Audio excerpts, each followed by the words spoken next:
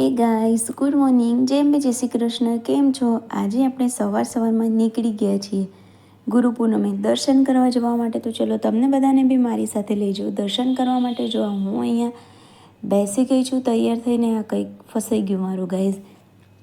તો આ નીકળી રહી હતી અને ગાઈઝ હવે પછી છે ને હું દવા ખાઈ રહી હતી તો મને ચડી હતી ઊંઘ. તો આપણે પાછળ આવી ગયા, થોડી વાર સુઈ જઈએ અને પછી પહોંચીને જો અમે અહીંયા મંદિર પહોંચી ગયા છીએ. તો અને આ જો ભીડ જો કેટલી ગુરુ પૂનમના લીધે. પડી છે. ચલો દર્શન કરીએ. ત્યારે આપણે પણ પહોંચી ગયા. તો અમે પડી રાજરાજેશ્વરીમાં છે, ત્યાં અમારા ગુરુજી છે. દર્શન કરવા માટે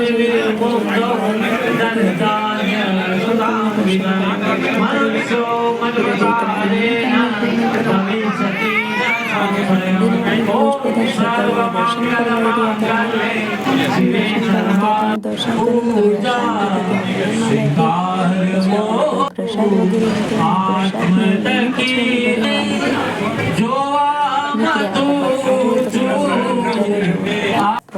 ગાઈઝ ઉપર જઈને છે ને જમીન આવી ગયા છીએ અમે. હવે પછી જઈશું. ગાઈઝ જમીન હું અહીંયા થોડી વાર નીચે બેઠી હતી કે ચલો માળાને એવું થોડી વાર કરીએ. ગુરુજીના સાનિધ્યમાં બેઠા તો મેં થોડી વાર ત્યાં બેસીને માળાને એવું બધું કર્યું. અને પછી અમે લોકો જવાના હતા.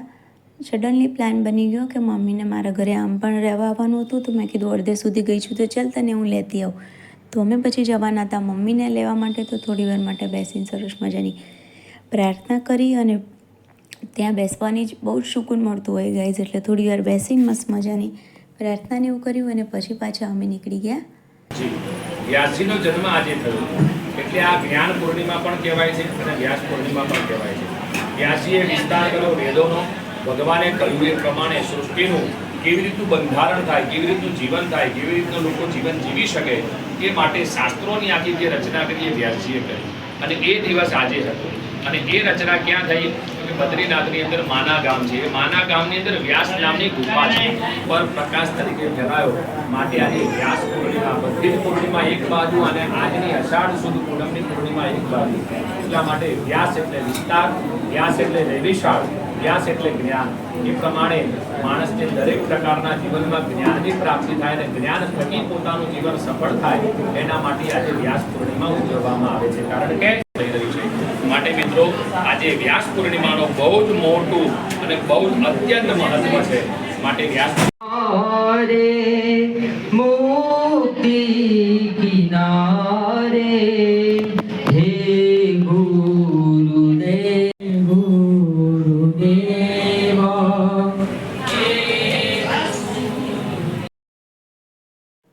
ગાઈઝ હું અહીંયા મારા મમ્મીને ત્યાં પહોંચી ગઈ છું. કપડાં બધું ચેન્જ કરી લઉં અને મમ્મીને લઈને હવે સીધા અમે નીકળશું.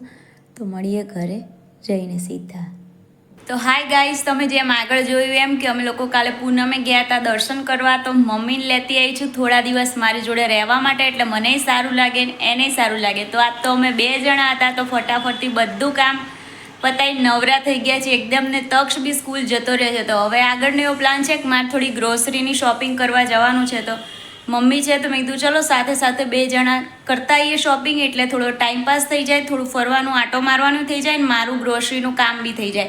તો એ ગ્રોસરીવાળો વ્લોગ નેક્સ્ટ વ્લોગમાં આવશે. તો વિડીયો જોતા રહેજો, ચેનલ લાઈક કરજો, શેર કરજો, સબસ્ક્રાઈબ કરજો. અને મમ્મી સાથે મસ્ત વિડીયો આવવાના છે તો બધા જોતા રહેજો. મમ્મી આવી ગઈ છે, તમે બંને સાથે મળીને મસ્ત વિડીયો બનાવશું. તો ચલો આજના વિડીયો માટે આટલું જ છે. ત્યાં સુધી તમારી પ્યારી અપેક્ષાના બાય. જેમ બે અને જય શ્રી કૃષ્ણ. ફરી મળીએ ગ્રોસરી શોપિંગના બ્લોગ સાથે. બાય.